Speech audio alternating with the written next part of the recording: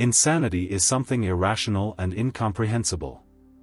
A person can simply live their life without causing harm to anyone, but become a victim of a brutal murder for some far-fetched reasons. This was the fate that befell Shirley Goodnight, who was born on August 11, 1950 in Mooresville, North Carolina, USA. Shirley was always described as a friendly and caring woman who easily found common ground with people and surrounded herself with positivity wherever she was. She was a very active person and quickly made new acquaintances. From childhood, Shirley was a faithful parishioner of the local church, where she went every Sunday with her entire family. In 1970, when Shirley turned 20, she met a man named Randall. There was an instant mutual attraction between them, and the young couple began dating. Very quickly, they realized that they could not live without each other and decided to get married. Soon after the wedding, the couple had a daughter, whom they named Tracy. However, after 11 years of marriage, in 1981, Shirley and Randall's relationship broke down. They constantly quarreled over any little thing, and conflicts arose out of nowhere. The situation in the family was escalating, so the couple eventually decided to divorce. Shirley was left to raise her daughter alone without the financial support of her ex-husband. She had to look for additional income to support herself and her child. During this difficult period, mother and daughter became very close, almost like best friends. They did their favorite things together, and Tracy supported her mother in every way, understanding how hard it was for her.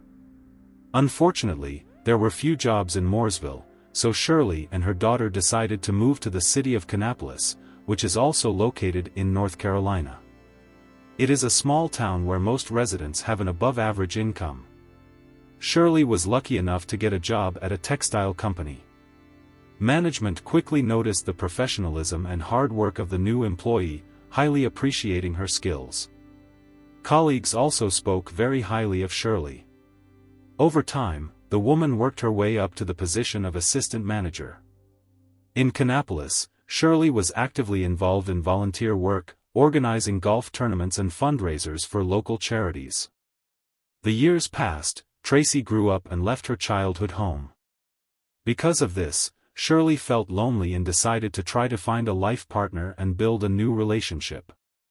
But, unfortunately, all her attempts were unsuccessful. In 2003, fate brought Shirley together with a man named Richard. However, he turned out to be very aggressive and abusive, so their relationship quickly ended. Unfortunately, this had unpleasant consequences for Shirley. Richard could not come to terms with the breakup and began to harass his former partner. Eventually, the woman had to go to court, which issued a restraining order against Richard. 6 years had passed since the breakup with Richard, and Shirley finally decided to try to find her happiness again. By that time, her daughter Tracy had already given birth to a son, making Shirley a grandmother. The woman was infinitely happy and spent a lot of time with her grandson. In 2009, when Shirley turned 58, she believed that despite her age, she still had a chance to meet true love. That was when she met Chuck Rivas, an employee of the same textile company as herself. Although they worked together, their acquaintance happened by chance. Gradually, Shirley and Chuck began dating, but this time the woman was very careful and did not want to rush things. Their relationship lasted 4 years, but the couple never dared to live together. In the spring of 2013, Chuck proposed to Shirley. At that time, she was already 62 years old, and she happily agreed to become his wife. This proposal was long awaited for Shirley, because for the first time in her life, her relationship with a man was truly harmonious. The woman often told friends and family about her deep feelings for Chuck, considering him her destiny. Shirley was eagerly awaiting the wedding, not even suspecting what tragedy awaited her ahead. On July 23, 2013, at 9:40 a.m., 59-year-old Chuck Rivas called the police. He said that he had come to his fiancée's house, but she had not opened the door for a long time. The man managed to get inside through an unlocked garage. Going up to the second floor, Chuck immediately heard the sound of water in the bathroom. Shirley did not respond to his voice, so he assumed that she might have slipped, fallen, and needed help. Entering the bathroom, Chuck saw his fiancée lying on the floor all injured, in a flooded room. The man tried to provide first aid to Shirley, but could not bring her to consciousness, so he called the 911 rescue service. When law enforcement officers arrived at the scene, Chuck was waiting for them outside the house. Upon entering, the officers immediately smelled a strong odor of bleach and noticed traces of it on the floor. There were untouched bloodstains scattered everywhere, and some areas looked thoroughly wiped. This instantly aroused suspicion among the police officers. It seemed as if someone had tried to destroy certain evidence, while leaving other traces. The victim's face was covered with deep wounds, which were also noticeable on the neck and chest. It was obvious that Shirley had become a victim of a brutal attack, not an accident. It became clear to the medical examiner that the criminal had acted in a state of frenzied rage or anger. Most likely, the murder weapon was in the hands of a person who knew Shirley well and felt a strong hatred towards her. The upper part of the victim's body was literally cut to pieces. The killer, it seemed, did not want to leave the woman any chance of survival, so he inflicted dozens of blows on her. Shirley had clearly desperately defended herself, as evidenced by the characteristic injuries on her body. This situation seemed strange, because Shirley did not at all resemble a person capable of causing so much negativity in someone. She was kind to everyone, did not conflict with anyone and simply could not have enemies. Upon learning of her mother's death, Tracy immediately came to the police station. The young woman did not hold back her tears, but at the same time willingly cooperated with the investigation. Like everyone else, she was in complete confusion as to who could have hurt her mother. Detectives had already established that the attacker had not resorted to breaking windows or doors. This suggested that he was familiar with the victim and could freely enter her house. Accordingly, the first suspect was Chuck, who was in a close relationship with Shirley and was the person who discovered the body and called the police. Investigators knew perfectly well that statistically in such crimes, the person closest to the victim is very often the culprit. Despite the fact that Tracy considered Chuck incapable of such brutality, the man was immediately taken for questioning. He looked very depressed, but willingly cooperated. The deceased's fiancée answered all the investigators' questions in detail, trying to provide as much useful information as possible to help solve this case as quickly as possible. Chuck said that he had last spoken with his beloved the night before, around 11 p.m. At that time, he was on a business trip and was about to leave for Mooresville.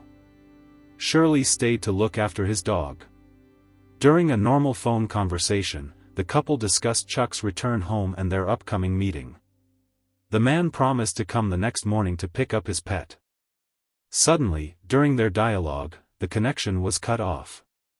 However, Chuck did not attach much importance to this, because in the Kannapolis area there were often interruptions in the mobile network.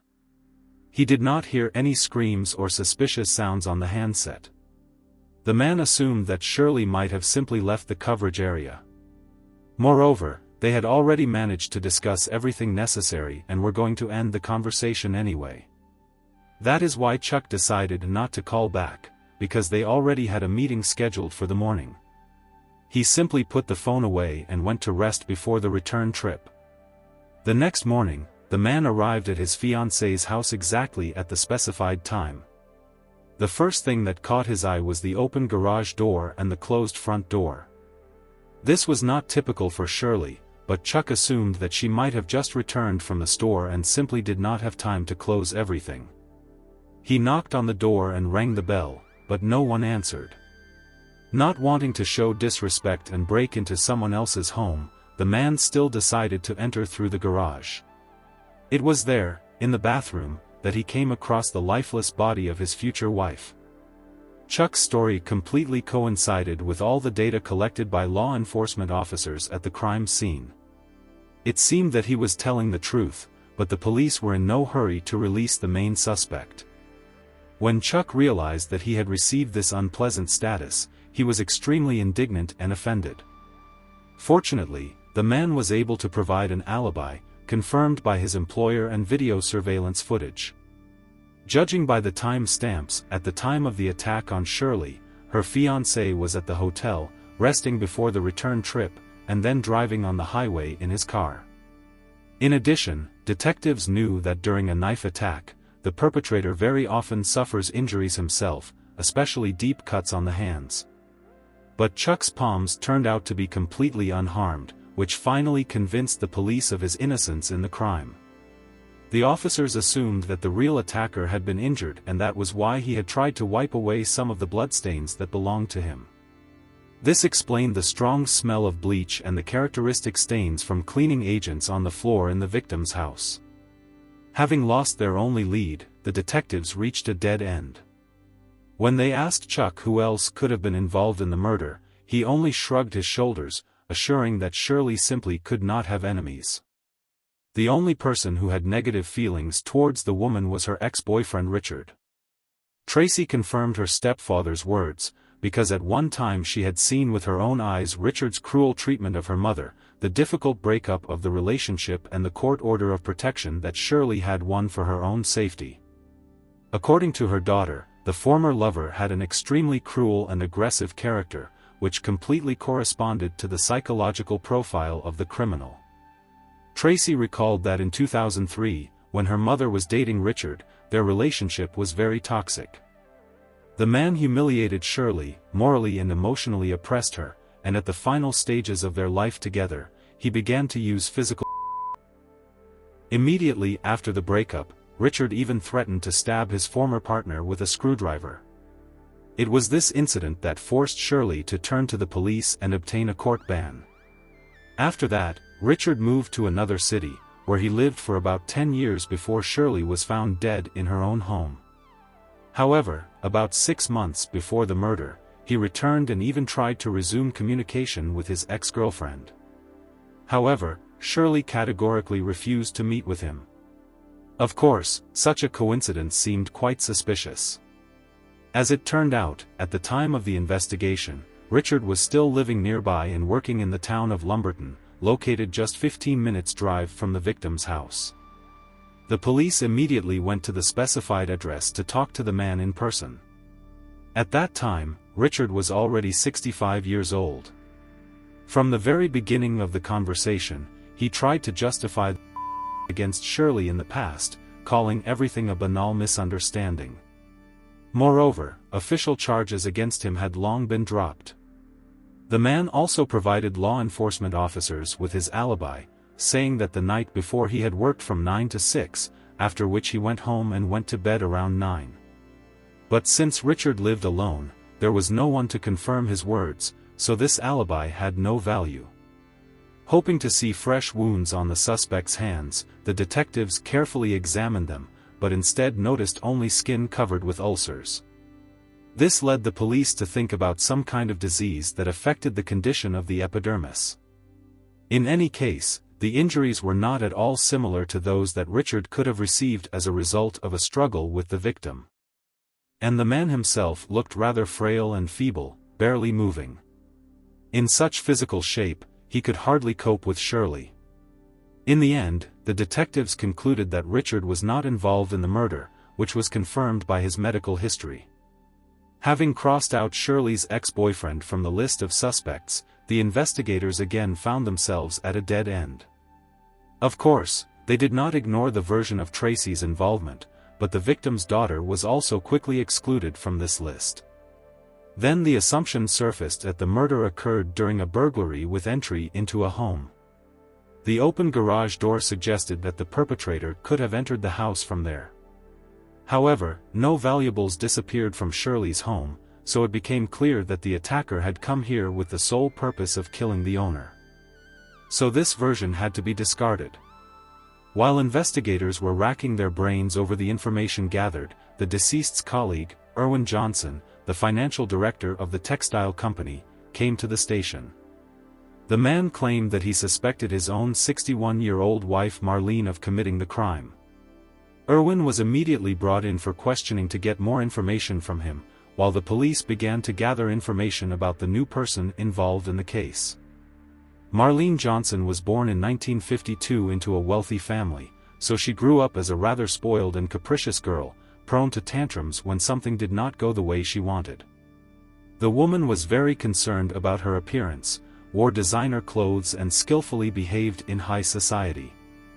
On May 15, 1983, 31-year-old Marlene married 36-year-old Irwin Johnson.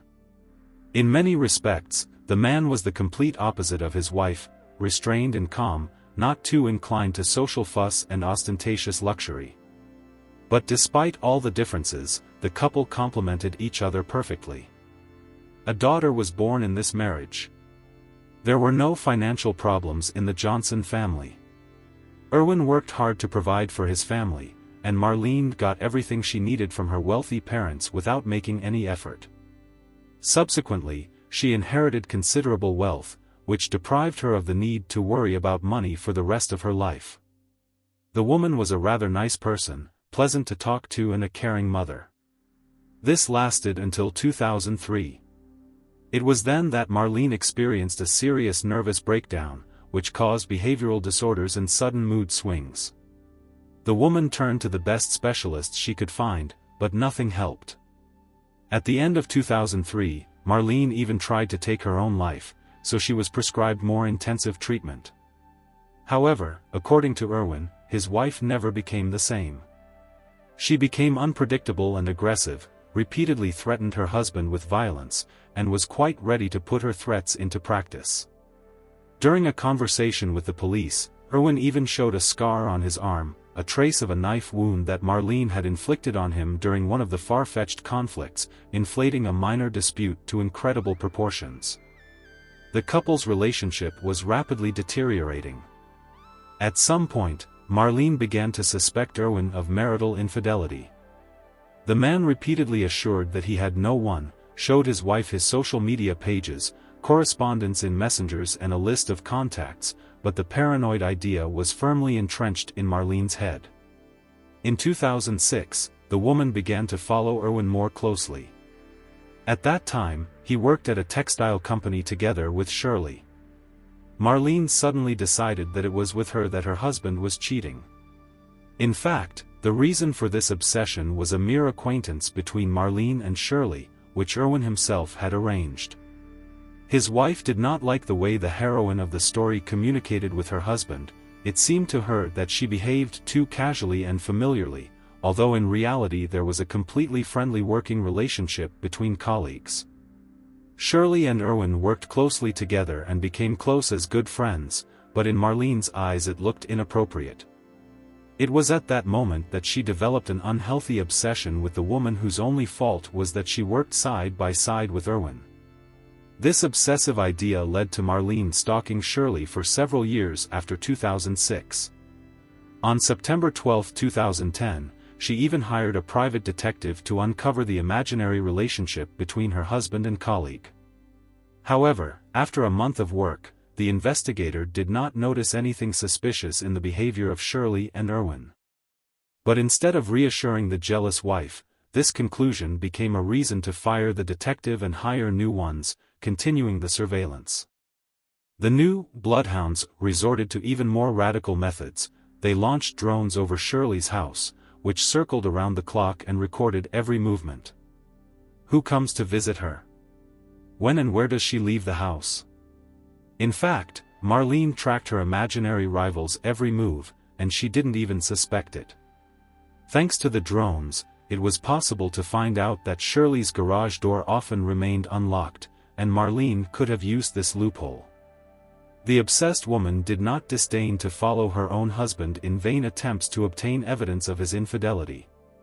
Despite the lack of even the slightest compromising evidence, Marlene continued to firmly believe that Irwin was cheating on her with a colleague. The first unpleasant incident occurred during one of the charity events.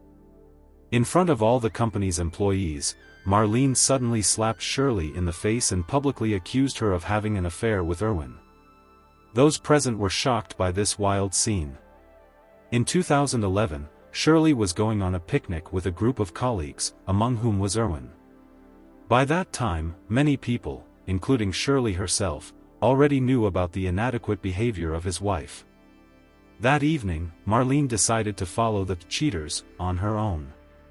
She dressed all in black, put on an unusually large hat for herself and sat down not far from the table where Shirley's company was located.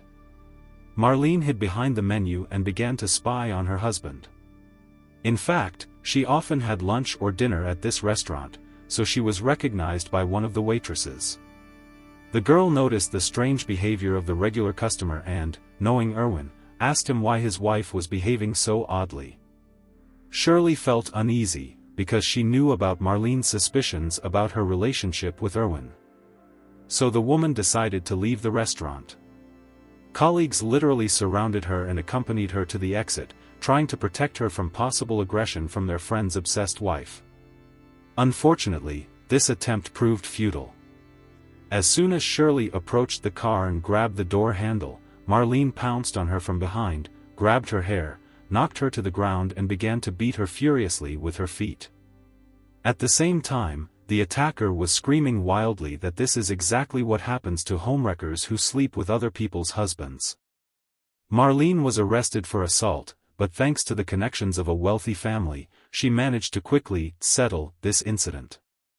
Shirley intended to press formal charges, but Irwin begged her not to. The man assured that he was keeping the situation under control. Shirley decided to heed her colleague's request, although in reality he did not control anything, he just hoped that the incident would not be repeated.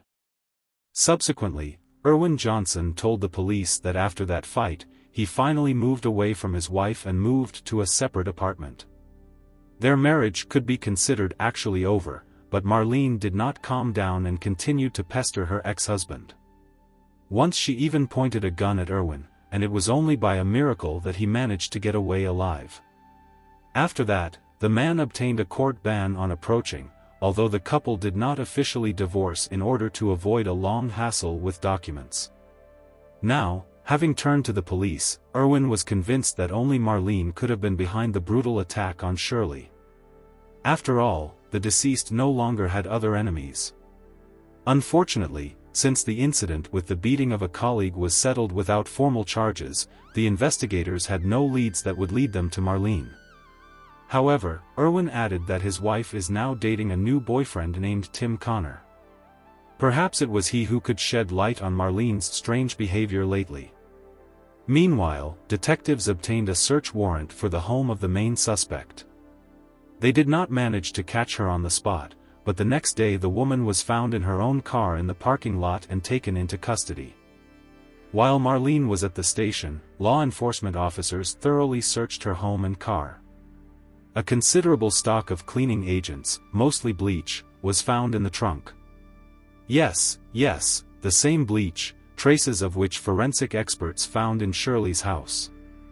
Experts knew perfectly well that this is one of the few substances capable of almost tracelessly destroying any DNA, and therefore, extremely complicating the proof of the suspect's guilt. On Marlene's dining table, investigators came across numerous photographs taken from a drone. They depicted Shirley and her house at various moments of everyday life. It became obvious that Marlene's unhealthy obsession had lasted for years. The woman had completely dug up the biography of her victim, starting from early childhood, and was constantly looking for at least some confirmation of Irwin's betrayal. But she found nothing. For Shirley, who was preparing for her wedding with Chuck, her former colleague had long ceased to exist. Irwin himself had never even looked at another woman in all the years of his married life. What exactly caused Marlene's fierce hatred specifically for Shirley, the investigation never managed to find out. From the very beginning of the interrogations, the suspect was reluctant to cooperate with the police. The detectives noticed that despite her respectable age, she behaved like a spoiled child. Marlene refused to answer questions, was arrogant and limited herself to monosyllabic replies. Even when investigators asked questions that required a detailed answer, she simply said no. Having failed to get anything valuable from the detainee, the police photographed her hands and forearms. It turned out that there were as many as 5 rather fresh cuts on them. This seemed very strange, because Marlene had always been extremely careful about her appearance and looked impeccable. So the presence of such a number of abrasions could not but arouse suspicion among investigators. During the examination of the detainee, law enforcement officers noticed a badly broken nail. Judging by everything, the injury was received shortly before the arrest of the probable criminal, otherwise she would have already managed to restore her impeccable manicure. Considering all the circumstances, the bleach found in the victim's house, fresh cuts on Marlene's hands and evidence of her years-long obsession with Shirley, the police concluded that the evidence collected was quite sufficient to detain the suspect. After questioning, investigators tracked down Marlene's new lover, Tim Connor. The man spoke about her exclusively positively, describing her as a kind and pleasant woman. Tim worked as a motivational speaker, had numerous publications and earned a decent income. He and Marlene met during one of his autograph sessions. Connor provided his girlfriend with an alibi, saying that on the evening of July 23, he was discharged from the hospital after a serious operation. So he asked Marlene to stay overnight to take care of him. According to Tim, he woke up 3 or 4 times a night, and his beloved was there every time. Meanwhile, the forensic expert made an interesting discovery: a fragment of a knife blade was stuck in the throat of the murdered Shirley. This testified to the unprecedented brutality of the attack, during which even the cold weapon broke. All the knives were in place in the victim's kitchen, but one of the detectives noticed that in Connor's house, instead of 4 knives, only 3 were sticking out of the stand. Of course, due to the deformation of the fragment found in Shirley's body, it was impossible to accurately establish which set it came from. Nevertheless, the fragment was very reminiscent of the knives from Tim's kitchen. Upon learning of the murder and the missing blade, Connor decided to confess that he had lied about the surgery. He explained that Marlene herself called him and begged him to provide an alibi. The man claimed that he knew nothing about the disappearance of the knife and the probable involvement of his girlfriend in the massacre of Shirley. Tim stated that he simply believed his beloved and decided to cover her up, without going into details. Subsequently, the results of the analyses of physical evidence seized from the crime scene came in. Although someone had carefully tried to destroy all traces of DNA using bleach, this could not be done completely. On the curtain in the bathroom and on paper towels, criminologists found traces of blood that matched Marlene's samples. Since the woman had never been in the deceased's house before, the presence of her biomaterials at the crime scene could only be explained by direct participation in the murder. In addition, it turned out that shortly before her death, Shirley had received creepy calls during which someone simply breathed heavily into the receiver. The woman was convinced that the telephone stalker was none other than Marlene. The trial of the suspect began on January 24, 2018. From the very beginning, Marlene remained surprisingly calm, as if she was sure that the crime would go unpunished. The prosecutors focused the jury's attention on all the evidence gathered, including the proven years-long obsession of the accused and the incident with the attack in the parking lot. The prosecution had indisputable evidence, which only lacked the murder weapon. The prosecutors assumed that on the day of the murder, Marlene was waiting for Shirley near her house. When the victim opened the garage to park the car, the attacker slipped inside. It happened in the evening, so the owner probably wanted to take a shower after a working day. According to the investigation, the attack occurred at the very moment when Shirley was talking on the phone with her fiancé Chuck and was going to the bathroom. The massacre itself began in the bedroom, and then the killer dragged the victim into the shower and inflicted several more knife wounds.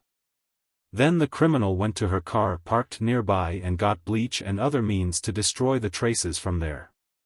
She carefully wiped the floor, but did not take into account that drops of blood could remain on the curtain. Having considered the totality of the evidence, the jury unequivocally found Marlene guilty of first-degree murder. The 66-year-old defendant was sentenced to life imprisonment without the right to parole. Upon hearing the verdict, the woman screamed loudly and fainted right in the courtroom. Thank you for watching this story. Write your thoughts about it in the comments. Don't miss the future videos, subscribe and like the channel. Take care of yourself and people you love.